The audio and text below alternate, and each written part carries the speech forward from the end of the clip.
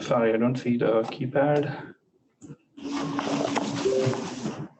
found it? Where is the keypad? Oh, yeah.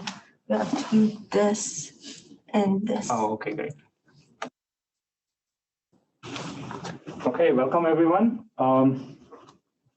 So first of all, let's thank Mojda for organizing another seminar in the past year.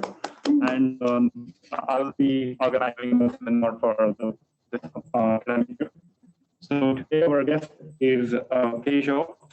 Zhou is a third-year PhD student in CS at USC and ISM. He's co-advised by Professors Shangren and Jay Pujara. He graduated with a Bachelor of Science degree in Mathematics of Computation from UCLA in 2019, where he worked closely with Professors Kai-Wei Chang and Yizhou Sun. In summers of 2020 and 21, he interned as an applied scientist at Amazon Alexa AI dialogue modeling team. His current research focus lies in common sense reasoning in dialogue response generation. Is also broadly interested in knowledge grounding in language, robustness, and fairness in NLP. Let's welcome.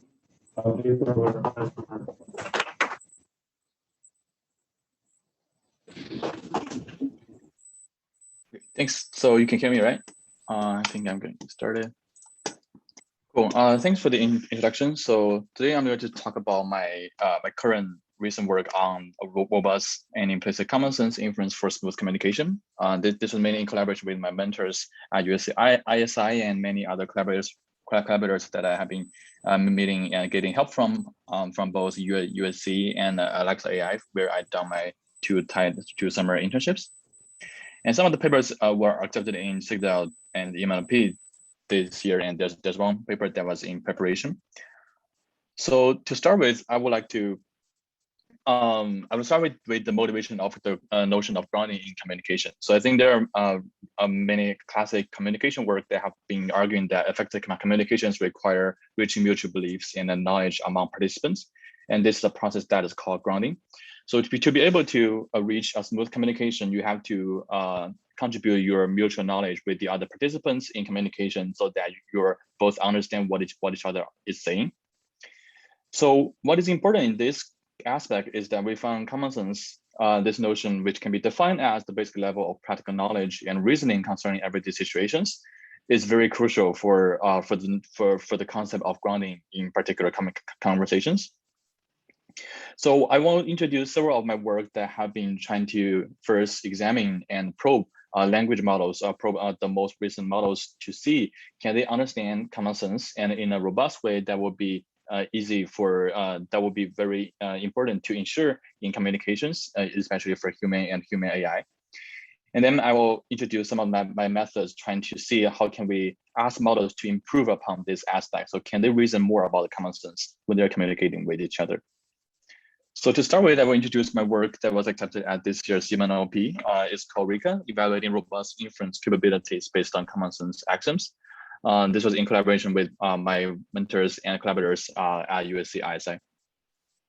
So to start with, consider this scenario. If you received a text message from your friend that says something like, I'm going to perform in front of 1,000 tomorrow, and then you will know that I think any easy semantic understanding machine can know that explicit this message, there's some explicit knowledge associated with this message, which is friend is going to perform in front of many people tomorrow.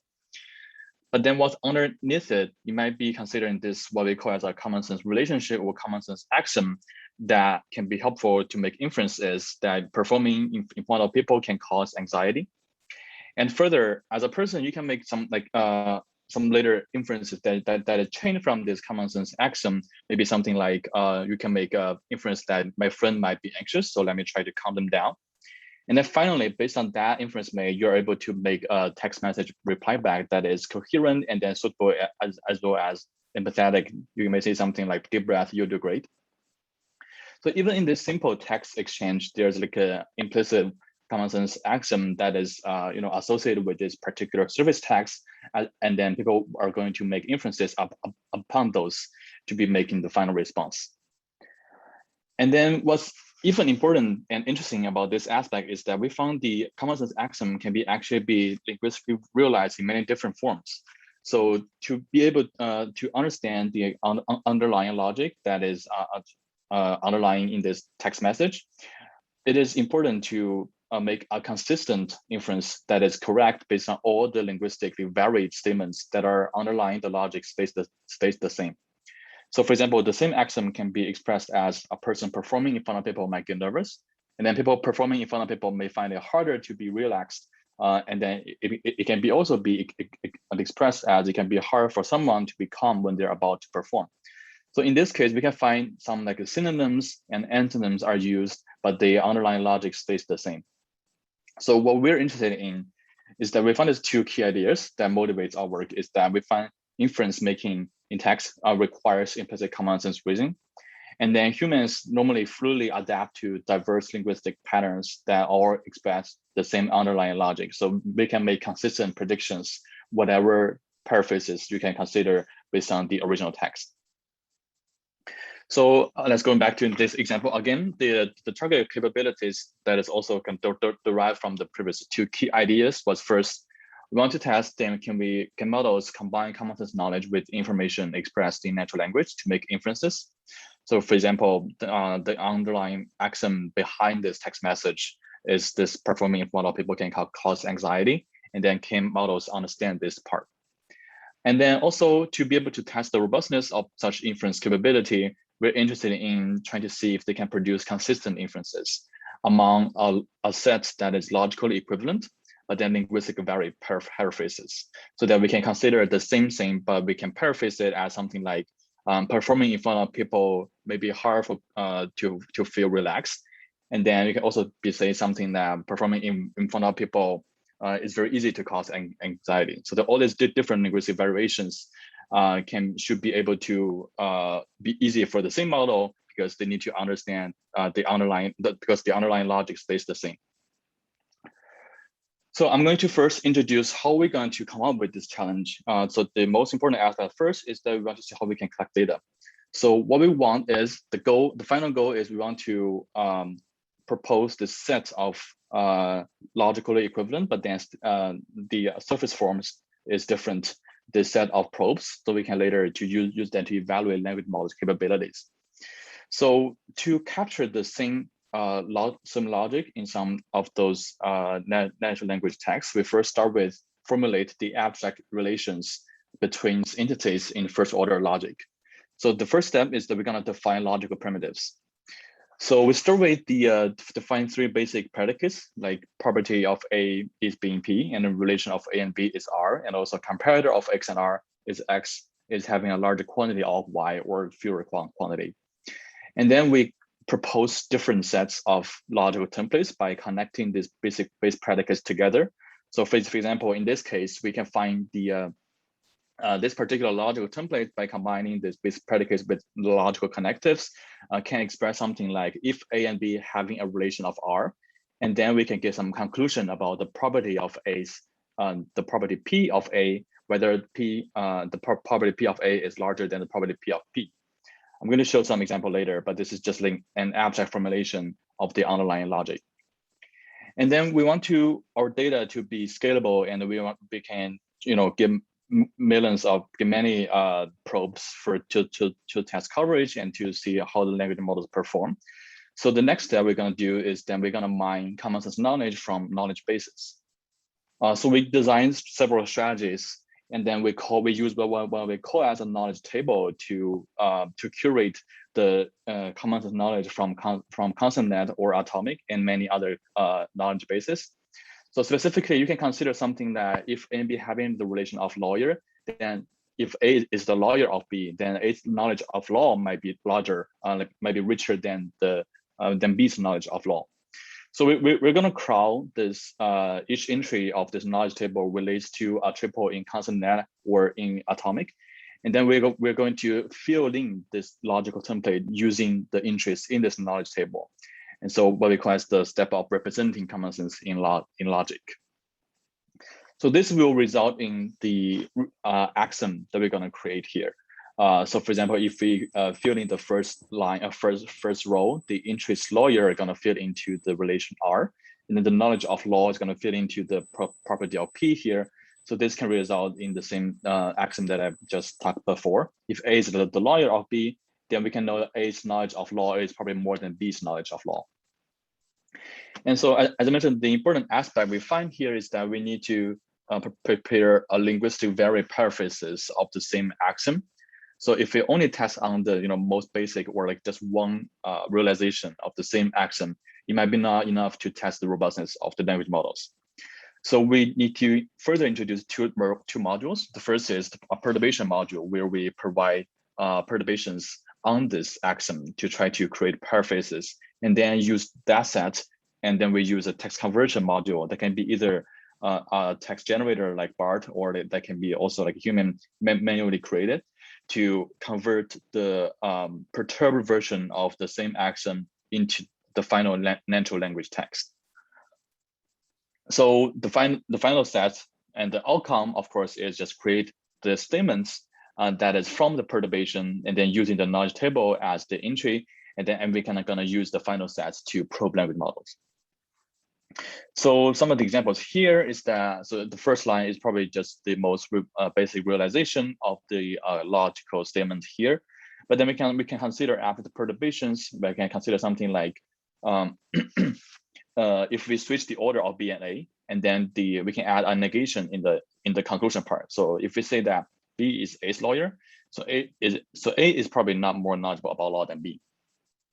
And we can also change the keyword knowledgeable here by considering some synonyms or considering their antonyms. So A is B's lawyer, so A is less clueless about law than B. And also A is B's lawyer, so B is less informed about law than B. And then we want to test the understanding of this abstract logical relatedness. So we're going to actually use novel entities to fill in the place of A and B instead of using real world entities, whereas the model may have a lot of training data from, so that they can be able to confuse the memory-based recall of those some knowledge, some property of entities, instead of understanding the abstract logic, which is our focus. We're going to come up with some random strings to fill into the places of A and B here. So is there any question regarding this construction process? Okay, I go into the next step here. So just as a summary, we are able to, since our procedure that I just introduced is scalable, and we can make use of large amount of knowledge from knowledge bases. We particularly construct 5 types of logical templates, and then propose up to 24 types of linguistic perturbations, including something like switching the order of the entities, and then add a negation, and then use the antonym, etc.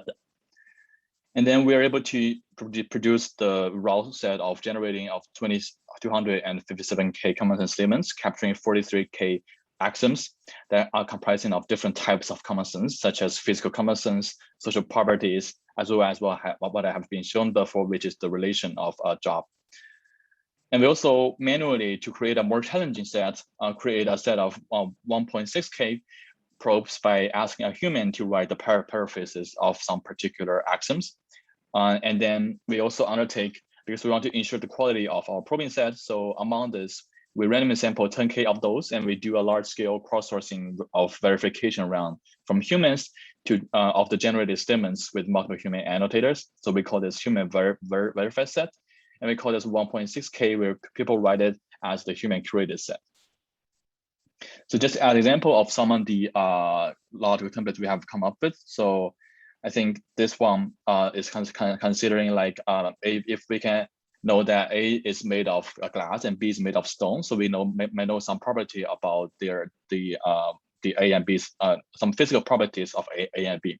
So A might be less opaque than B, and also this might be related to the material or the physical sense. But we can also consider something that is more related to social properties or like people's property. So for example, if A makes the varsity team, but does not B, so A might be more skilled than B. So these are the 5 different types of logical templates we have come up with, and then our data is going to become coming as a mix of different logical templates. And then finally, the linguistic perturbations that we have proposed, these are some examples that we call as linguistic operator. So for example, we can just simply add a negation for some of the key phrases. So if something that the fit into is the original phrase, we add a negation that may turn it into not fit into. And then the antonym of the fit into may be contain. And also some paraphrases like fit into, we can also consider as put into. And we also consider sort of a mix of these different linguistic operators together to form a more complex composition of perturbations here. So the final experiment setting is actually pretty simple. We use the two popular ways of training the most state-of-the-art language models and try to probe that in their setting, because that might be most natural for the models. So the first way is we consider something like masked word prediction, which is basically mask the comparative word here. And then we ask the model to choose between two comparisons. And then for other models that are like a left to right language modeling model, like GPT, we consider the notion of sentence probability. So by comparing the probability that the model gives when we fit into the right comparison word, compared with the one that we fit into the wrong comparison word. And then for models, we specifically consider for masked language prediction, BERT, Roberta, and Ernie, which is a knowledge-enhanced language model. And also a more recent one, which is based on a sequence-to-sequence called BART. And for sentence probability, we consider GPT-2 as the left-to-right model, where we test on the task of how the model gives the probability of the two sentences with only one word is different. So for training set, we combine the 1K of the 10K human verified set and then plus the 1.6K human curated one to form the final joint set. And then for evaluation setting, we want to see when models may be capable of doing this and then how much data it needs. So we're going to separate into 4 types. The first is the zero shot, which is the most challenging one, which is just talking about how the model, the out-of-box pre-trained model can perform this task or not. And then we consider a low resource setting. We're fine-tuning on only 1K of all of our verified sets. And then we consider a high resource setting where we fine-tune on all of our verified set, 9K, except for the 1K that is used as test case. And then we want to also see how the models can perform on the noisy data. So like, remember we have the 25K, 257K from the raw data, which is without verification. So we sample 100K from those to test the model performance by training on this large scale, but like supposedly a lot more noisy data compared to the verified version and the human curated version. So just some on the results here, we find some very interesting patterns. So first, if we consider the zero shot version for both when we are testing the data, the models on the human verified data, as well as the human curated data, the model can perform only on par with random guessing, because this is the basic binary task, whereas human performance can reach about like 91%. And so this is on the human verified set, but we find even challenging for the model if we test the model on the human curated set. In this case, no matter how much training data is available for the model still performs on par with random guessing. But we did find that training on more data that is similar to the test set, especially on the human verified set, we are able to reach performance that's as high as around like 88%. So just to recap the results, we find random guessing performance for zero shot and low resource for all models, and then novel entities do not hinder performance. And then we also find more data helps on human verified sets. And then the hardest set, which is from like human writing the paraphrases, I think this is challenging because mostly I think human writes very flexible forms of paraphrasing compared to where we use a generator where we define some very simple rules of providing those perturbations. So we find curated sets from humans provide still great challenges for models. And this is like a curve where we increase the training example to see how the model performance change on the test data. So we find training on the like testing on human verified set can reach high performance at around 20K. But then if we consider the human curated set, the model still hovers around the line of random guessing. And then we also perform some analysis on the data process. So we find also an interesting bias of the model. So first, I'm going to talk about the bias we call as positivity bias. So we find that because some of the comparison words have different valence. So the words that such as more, better, easier is having a more positive valence of emotion compared to the words like less, worse, or harder. And we find model performs a lot better when the ground truth of the positive, when the ground truth of the comparison, is a positive word like this, compared to the word that is their opposite, like less or worse or harder. And we find we can sort of associate this with the frequency of the words that is appearing in the training corpus. So we later did an analysis on Google Ngram where we find the frequency of those positive words is at least 5-fold than the frequency of the worst words. So that may be interesting to show that the model may be picking up too much statistical clues from the training data where they're going to be relying on predicting more of those words that are more of the word comparison words that are having a positive valence instead of doing actual reasoning on our probes. And we do ablation, or like we do on our novel entities where we just making an easier version of our test where we replace the novel entities back to the real words entities. So in this case, we use real English names to replace the novel entities, which is are basically random strings coming up with just random characters. So we find this does not hinder the performance. So maybe we can say that this random string is not the bottleneck of the model performing such bad, and it is more like a deeper reason, maybe some biases from training data, or there can be the incapability of providing the reasoning steps that are robust. And then finally, we find a lot great discrepancy between the different types of linguistic perturbations that we have here.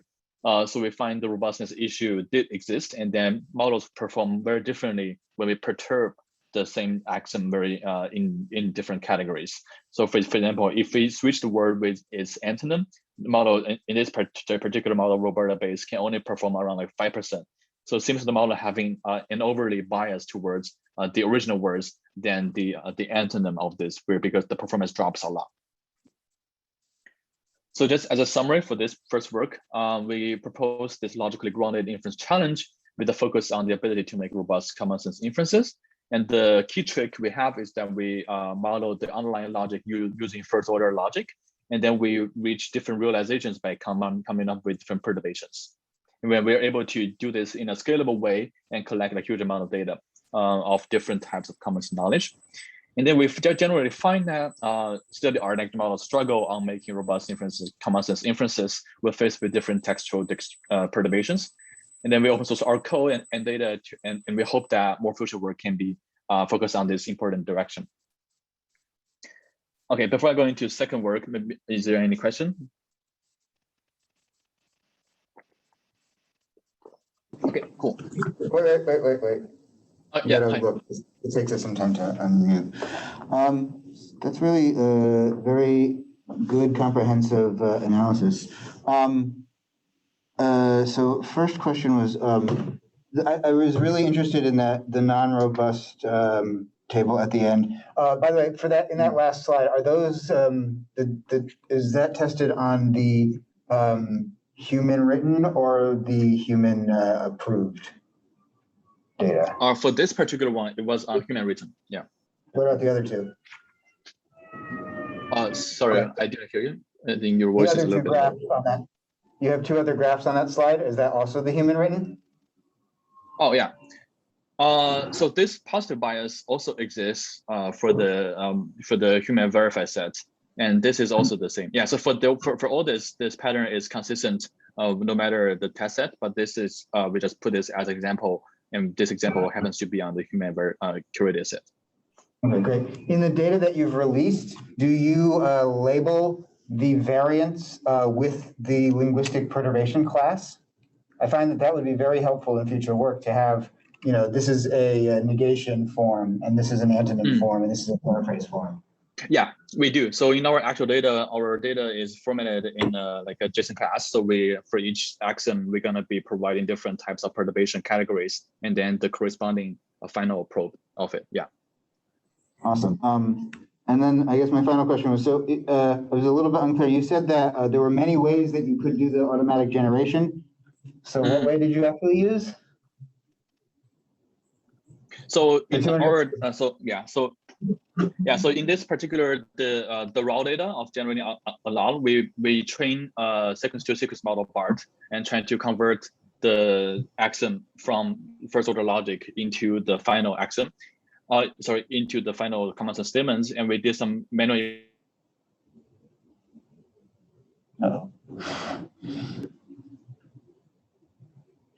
Our connection or his connection?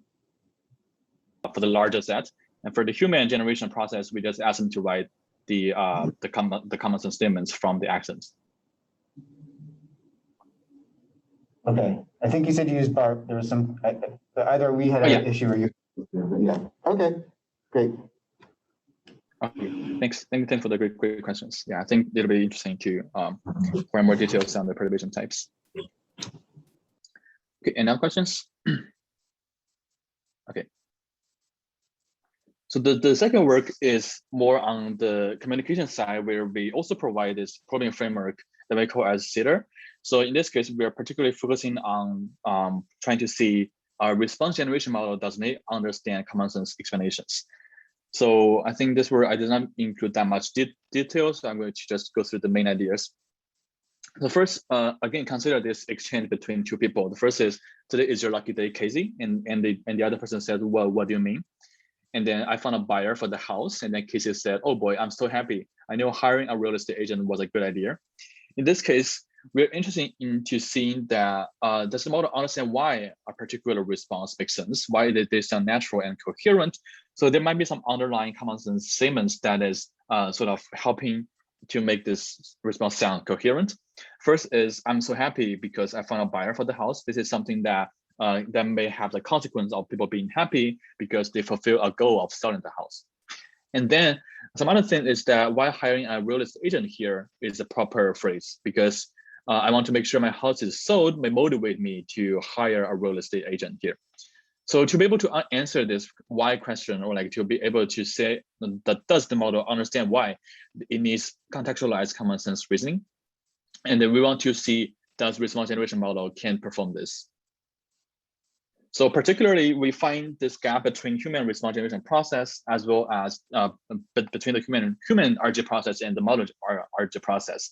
For humans, we find that we will normally, given a dialogue history, we will first make some implicit common sense inferences in our mind, and then we're going to use that inferences we made combined with the previous history to be able to make the final response.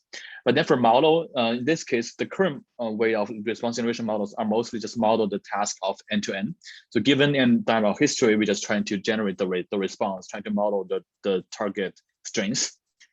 So what's important here is that we want to understand, does the model can perform this RG process similarly way as humans?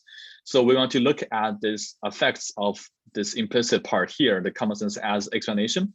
And particularly, we propose just two types of probing. The first is what we call as inference probing, where we just go from this and the final response. So we just input some explanation that is related to a common sense that can explain why our response makes sense between the history and the response. And we examine, does the probability of the ground truth response change when we fit into a valid explanation compared to when we fit into an invalid explanation.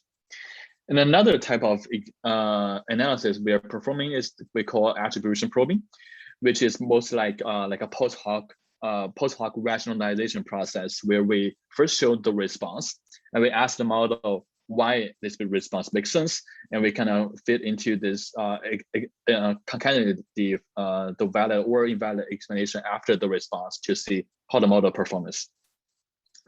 So the main goal is, of course, we want to see, can models identify valid common sense explanations about what might cause the response from the corrupted ones through one of the two settings.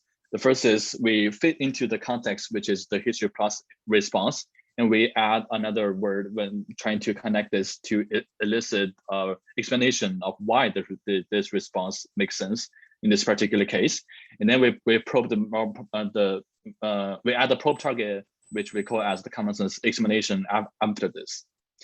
And then for inference probing, which is related to the notion of deduction in causality, where we just basically trying to add a particular supporting fact or explanation between the history and the response, and we can see how this by adding an explanation or like common sense statements will influence the probability of giving the final response from the model. So the main challenge here is first still how to come up with the data for explanations.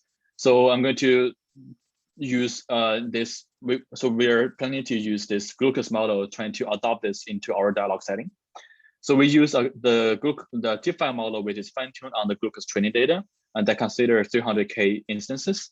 And we basically adopt the model into our dialogue case by asking to generate some inferences based on some particular term in a dialogue.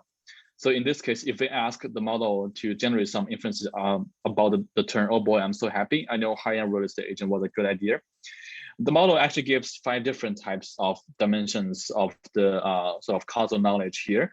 The first is I found a buyer for the house, might be something that costs, I'm so happy.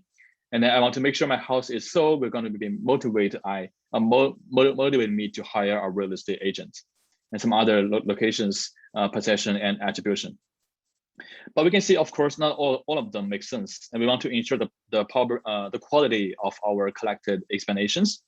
So, for example, I am in a house enables I'm so happy. It is not a valid inference here because I'm so happy. The main reason is actually finding the buyer for the house, instead of the reason that the person is actually located in the house. So we propose this method for human verification here. And then the task will be basically given a dialogue history, a response, and an assumption. And we're going to ask the model, ask the human evaluators to see, is this a valid assumption about what might cause or motivate or enable the particular response? And in this case, particularly, we consider 3 criteria. So the knowledge or the assumption, the common sense explanation needs to be relevant to the dialogue context, and it needs to be non-trivial, meaning that it cannot be a direct copy pasting of the history or the response. And the last is the most subjective, which is the assumption needs to be plausible. So it needs to be a right potential explanation that could explain the response that is after the dialogue history. And we did a multiple round of iteration on this human collection process, and we find that to ensure high quality, we first need to ask the human to pass a qualification test, and then whoever passes it needs to can finally do our main annotation task here. So I'm going to jump to the results of the verification because I just skip some of the details in the actual UI here. But if you're interested, you can ask me offline or later. So we find that just generally the passing rate of all of the probes is around 30%. And then we sample dialogues from 4 data sets: daily dialogue, empathetic dialogues, mutual, and socially IQA prompted. This was from our previously CEDAR paper. So we find using Ablation Turking page, we collected around like 1,200 dialogues. And then we generate 5 inferences for each. We ask 3 triggers for each explanation. And that results in around 18K annotations. And then this is the passing rate of the 6K explanations from different dialogue sets when we separate by the inference dimension from the glucose model. So we find it's sort of expected that location dimension is having the lowest passing value rate, because in many of the dialogues, where you're located or where the person is located is not an important information to make that particular response compared to other dimensions, such as what event causes this, or like what emotion motivates you to do this. So the other was around 30%, and the location passing rate was around 13%. And so this is where we break down the different criteria for it. So we ask so we restrict the criteria to be the model of the generated explanation needs to pass all 3 criteria. So it needs to pass relevant, it needs to be non-trivial, but it also needs to be plausible. So these are the corresponding rates for passing each of the criteria, and passing all of those, which resulted in a final passing rate was around 26%. So with this collected data, our next is want to probe response generation models using that verified version of our explanations. So in this case, we actually, the main question is, can models confidently identify valid common sense explanations about what might cause the response from the invalid ones? So we propose some types of corruptions of the original explanation. So for example, we consider mainly 2 types. The first is logical corruption, where we sort of keep the naturalness of the original sentence, but we break the logic here. So in this case, if the original explanation is that I found a buyer for the house causes I'm so happy, some logical corruptions might be something where we swap the subject and object So I'm so happy because I found a buyer for the house, or we just use another invalid one that we got from the human evaluation, or we can also add a negation before the key causal phrase. So like I found a buyer for the house does not cause I'm so happy. But we also consider a more random corruption to test the model capabilities. So we really just shuffle all the explanations, all the words in the explanation, where we drop 30% of the explanation, or we just reverse it from word to word, so from end to beginning.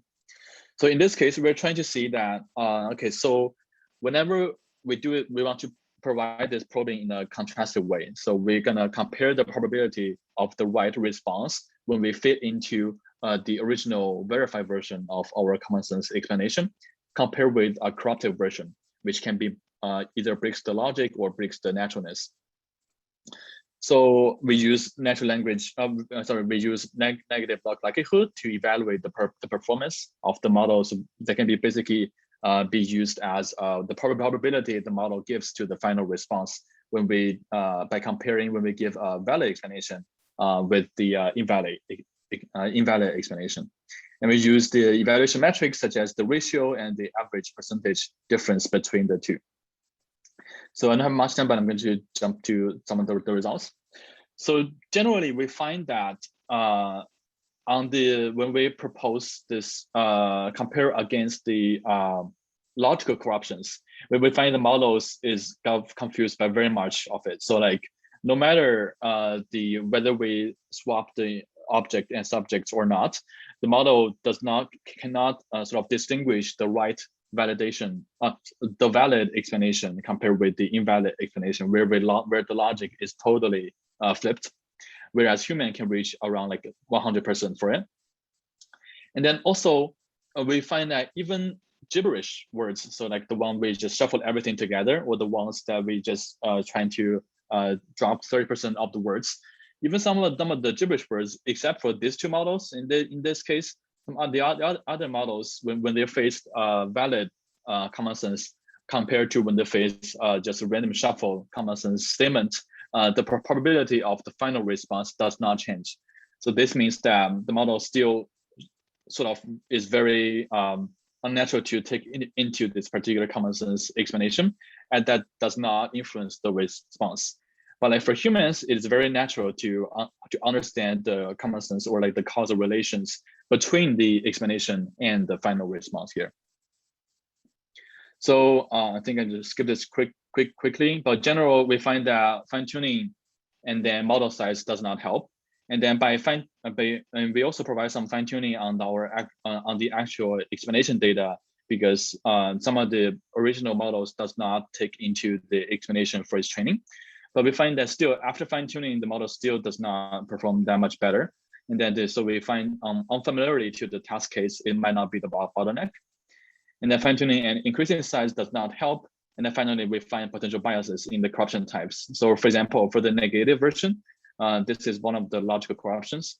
We find that the model even sort of like prefers the negative version, because we find some models having like a 30% accuracy, meaning that for the 70% of the time, they might prefer some of the common sense statements that have a negation word, so like not, or like not, so like adding a not before the causal word here.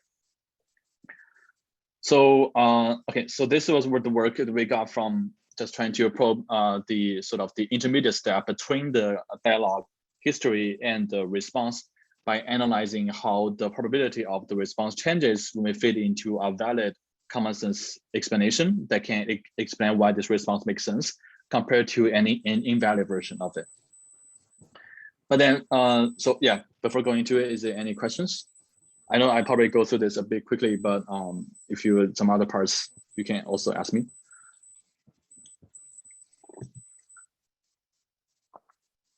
Okay, so the final thing I'm currently working on is trying to, so previously we have examined how sort of the models incapable of understanding common sense between the dialogue terms and incapable of making robust inferences. And in this ongoing work, we're trying to see can, by training the model on more larger scale and then knowledge between the dialogue history and the response, can we produce a better response generator? So in this case, we're performing this model called Think Before You Speak. learning to generate implicit knowledge for response generation by self-talk. So the main motivation is that, like, I think it's sort of connected with my previous work on probing. So given a dialogue history, human may come up with some implicit knowledge before making the response. So in this case, like, I need to buy some flowers for my wife. Some of the implicit knowledge we might consider before responding is flower is a type of flower, and then rose is a type of flower, and then rose is a symbol of love. And then with this two knowledge, you can make the final response, which is coherent and grammatical, that talks about perhaps you'd be interested in red roses. And so as I mentioned before, most of the current response generation models are modeling this part end to end. So they're skipping the implicit process.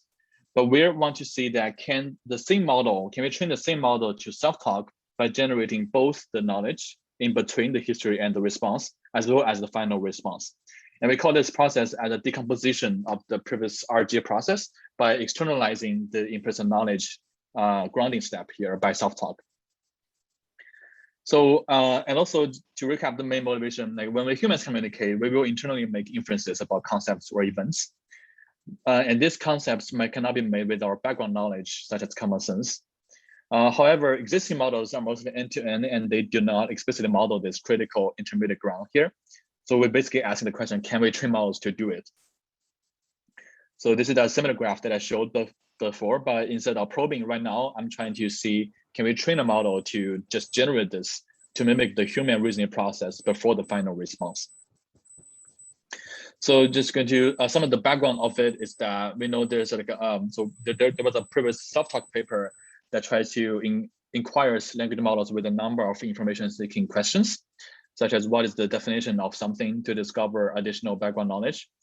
So we are inspired by this work and the inquiry-based learning classic work to encourage model to generate relevant internal common sense inferences to make the implicit knowledge explicit. When we want to see this can help whether or not to generate a response that is more informative and that is more coherent. So the main idea is actually pretty simple. The goal was to train one unified response generation model that can both talk with itself to generate relevant common sense inferences, and then to generate a response finally after the generated common sense knowledge. And the final response needs to condition on both the dialogue history as well as the common sense inference that the same model generates before this. And then we want to use a special signal, such as a special token or implicit, or like some other natural language prompts to signify that, okay, what is the knowledge phase, what is the response phase, and to separate these two. And then during testing, given an utterance, the ideal case will be first generate some self-talk intermediate terms, and then generates a response conditioned on the original utterance and the generated condition on both the utterance and the generated knowledge phase. So the task formulation will be basically given a dialogue history, and we want to first generate a relevant internal reasoning process represented in text that can be different forms, and we call this I, and then finally generate a response based on both H and I. So it can be served as a pipeline process where we're first generating the I based on H, and then finally generates the response R based on both the I, H, and I. And we use the same parameter, the same model to capture both the aspects to mimic, because for humans, we can do the same thing simultaneously.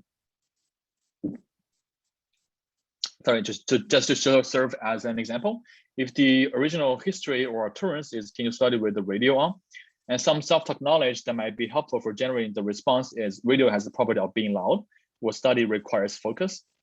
And then potential valid responses can be something like, no, I listen to background music, or like, no, I need to focus during study. So in this case, we will formulate this problem by providing training data like this. So start with the utterance, and then before generating the response, which is most other response generation models do, we ask the model to also generate the self-talk knowledge here. In this case, radio has the property of being loud, or study requires focus. And then the final response comes after this, which is something like, no, I need to focus during study. So for this, we face three main challenges. The first is it's very hard to create this knowledge-aligned dialogues data, because we need to provide knowledge labels to align them into each dialogue terms, and that is not provided in most previous dialogue datasets. So basically need three components: history, knowledge, and response. And then due to the implicit nature of common sense knowledge and the cost of high quality human annotation, it is a challenging problem. And I'm going to talk about later that we use weakly supervised knowledge labels to kind of solve this task. And the second challenge is how to represent knowledge, because the common sense are not used to taking in common sense knowledge. The RG models are not used to taking in common sense knowledge. And then we can have many representation choices. We can use structured knowledge or unstructured knowledge, or like use a more colloquial like question answering. And the next question is that it is actually kind of tricky to how to separate the knowledge and the response, but then still ensure a smooth transition between these two. So for example, we need to serve two functions. The first is that the special symbol or whatever we put in between needs to clearly separate the knowledge and dialogues, but it also needs to ensure smooth transition here. So for the first part, how do we come up with the knowledge online dialogues? So we actually first started considering a simple case where we do hard matching of common sense in dialogues. And this was inspired by our previous work in CEDAR this year. So I'm going to talk about this quickly. So basically, idea is that we will find concepts candidates in consecutive dialogue terms. In this case, sleepy was found here, and then the bed is found in the next term. And we're going to query a common sense knowledge graph such as ConceptNet to find does these two concepts have a one-hop triple. And so in this case, we did find a triple that is bed is related to sleepy or bed is related to sleep, and then we're going to map this as the knowledge that is relevant to this dialogue dialogue context and to making this response. Why don't you go to bed? So the self-talk knowledge can be something like bed is related to sleepy here. But of course, this having some very important limitations. The first is that it is solely dependent on string matching. So the model will be confused by multi-meaning words. And also it will neglect deeper semantic relatedness.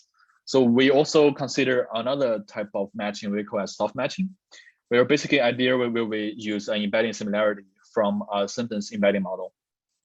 So in this case, we use sentence BERT to actually encode the dialogue terms and as well as all of the candidate ConceptNet triples, and we calculate the cosine similarity between them two. And we use the top three candidates as a soft matching knowledge here.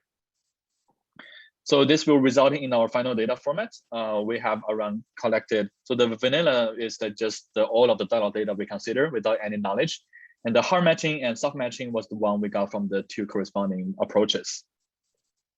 So this is the raw data set we consider. But the next question is that how do we represent this knowledge? Should we just do it as the triple where we got it from the ConceptNet, or should we consider other formats? In this case, we consider three candidates. The first is just triples that is originally from the ConceptNet. And we also provide a mapping of the relation words in the triple to a natural language. So for example, if radio has property of loud, we will translate that into a natural language template by radio has a property of being loud. And also we consider a format that is sort of to be more similar to the dialogue setting that is more colloquial, where we consider is question answering. So we're going to form a triple into a question answering, like what is the property of radio? And then answer is the radio has the property of being loud. So just some example here. I really love to read to my kid every night. So if the original triple we got from ConceptNet is related to book, and the converted version is basically convert the relation word into a natural language text. And then the triple version, the QA version, it is something like what is read related to, read is related to book. And then the response is this. So this will be like each of our data instance is something like this. An utterance, a response, and a knowledge represented in different forms. And this is just an example, but in our actual data, the utterance is a multi-term. So yeah, I don't have much time, but to elicit knowledge and response, we consider two types of separators. The first is just simple special symbols, like implicit, this one, and we just use this between the knowledge and the response. But we also consider something like natural language prompts, because this is supposed to be more natural for the models to adapt to. So we consider natural prompts like the following background knowledge is helpful for generating the response. We put this before the knowledge, and then we put grounded on the background knowledge above what does the speaker probably say in the next response. And we put this between the knowledge and the final response. And we concatenate these three together to form as our training instance. So as I mentioned before, we consider this pipeline training where we first ask the model to generate only the implicit knowledge given the history, and then finally generates the response given both the history and the implicit knowledge here. So I'm going to talk about this quickly. So models we consider GPT-2 base and dialogue GPT, and we consider three main evaluation dimensions: the knowledge quality of generated, the generated knowledge quality, the knowledge response connection, as well as the generated response quality. And the main focus of the current evaluation protocol is we do human evaluation, and we by randomly sample 300 dialogues from the wild, and then we ask 3 workers to answer questions on the different dimensions, and then we use majority voting to get the final result. So before going into quantitative results, I'm going to first show some qualitative examples. So the occurrence is something like I need to buy some flowers for my wife, and the ground truth triple, which was from the original data set, is rose is related to flower. And then the response is perhaps you'll be interested in red roses. And here are some of the top 5 model outputs from our most simple model. So the first model generates something like buy is related to expensive as the self-talk phase. And then ask the question, can you afford the expensive flowers as the response here? So we see that the expensive notion that is brought up in the knowledge phase is actually used in the final response. And it's also in the other case, like buy is related to money. If this is the knowledge, the model generates something, how much money do you want to spend? But there's also something that is not some much coherent response, something like if the knowledge is buy is related to sell, and then the answer is let's sell some flowers, which is not coherent in this particular case. But just as some examples, we generally find that so the neural language models we train on can actually learn the structure quite well by first generating some knowledge before the response, and then the response should be using the knowledge. So we need to first generate, we want to first evaluate how the knowledge generated. So like, because for other models, the knowledge part is mostly from knowledge selection from candidates of documents or Wikipedia. But we want to test here, if we ask the model to generate the knowledge by itself, can it, what the performance is? So we consider 3 criteria. Does the model, does the statement, the knowledge make sense by itself? And is the statement relevant to the particular dialogue context? And then finally, does the response use the statement? So like, how is the response grounded in the generated knowledge?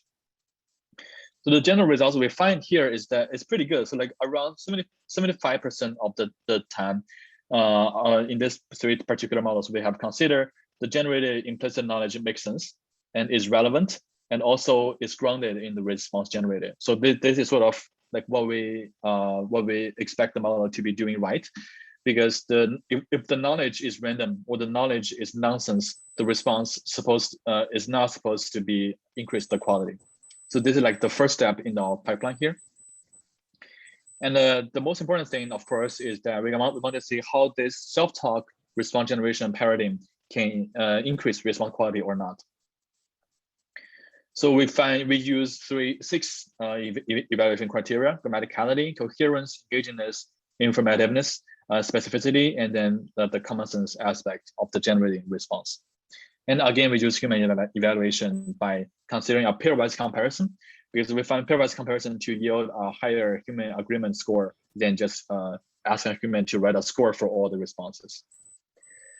So we find some interesting patterns, and that generally we find a promising direction. So we find that on the grammaticality, coherent, and engagingness, the model performs on par with response generation models that is directly generating the response, despite having half of the training data, because to be able to collect our hard matched knowledge aligned dialogues, we are only able to collect this many data. And then we also find that although we had some absolute number increases here, the p-value here is not significant. So we can only say the model stays on par with the vanilla model. However, on these 2 aspects, we did observe statistically significant improvements compared with vanilla model that is trained on double the data. So specifically on informativeness, specificity, and common sense, we find the model to be having a statistically significant improvements than normal RG models.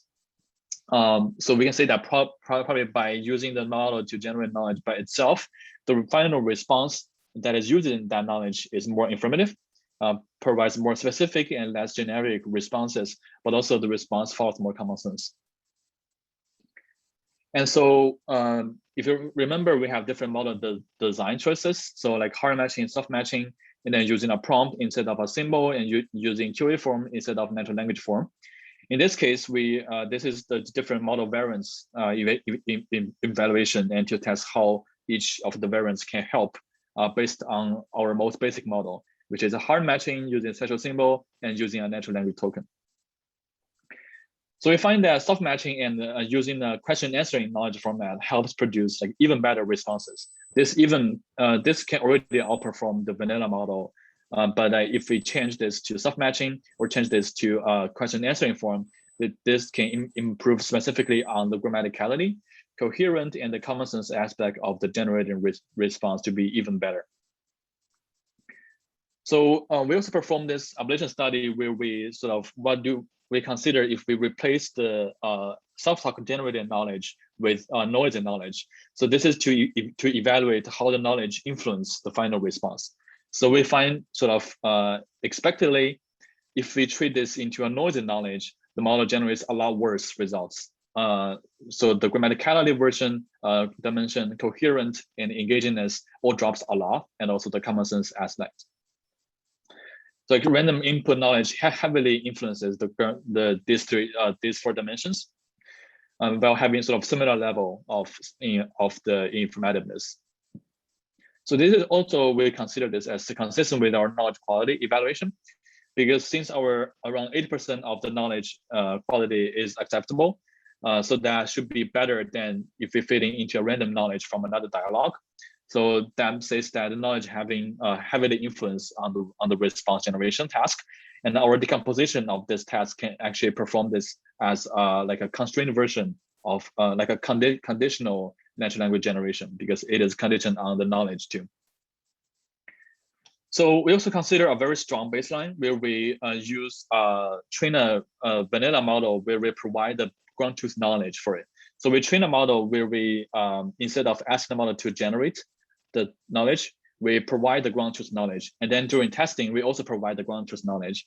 So this should be considered as an oracle model or like some sort of cheating, because the ground truth knowledge consider words from the response. However, we are sort of a little bit surprised to find that even compared with the strong baseline where we train an RG model given knowledge, the model still sometimes self-talk model outperforms the oracle model on common sense, while other performance and the performance on the other dimension stays on par with it. So the difference is not statistically significant. So maybe we can claim sometimes the model generates knowledge that is even more useful than the ground truth, because of course the ground truth are just weakly supervised labels. They come from an automatic procedure. So sometimes we ask the model to generate the knowledge, it might come up with a better response. So just as a summary, I'm sorry to go a little bit over time, but my research direction was on the interaction between three components in common sense and dialogues.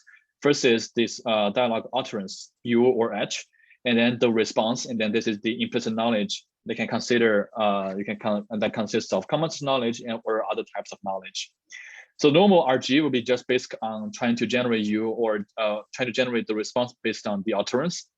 And then my previous probing work are trying to understand, can model understand this by coming up with a higher probability of the valid explanation, and also can attribute the reasons of why this response makes sense. And our current work is on to trying to see, trying to ask the model to generate the implicit knowledge, and we find that it did help by self-talking to generate the knowledge before the response. So the final takeaways will be something like summarizing of the three work that I presented. The first is we find making robust commonsense inferences is very challenging for dialogues. And then language models still struggle to use and understand common sense in dialogue response generation. And then finally, we find a promising direction of training models to generate implicit knowledge helps with the quality of the response generated. So we hope we can encourage more work on this line and trying to train models that mimic more human reasoning process during communication. Yeah, thanks for your time. I'm happy to take any questions.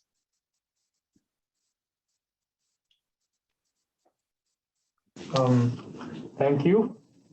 I guess we are a little bit over time. Yeah, we're over time. Sorry about that. Do we have any questions? Anybody have any questions? Maybe last question. Okay, let's. Okay, thank you, Pei, again. Thank you. One more time. Great talk. We learned a lot about Commonsense inference, reasoning, explanations. Thank you. I'll see you Thank you next very much. time. Thank you, Perry. See you. Thank you.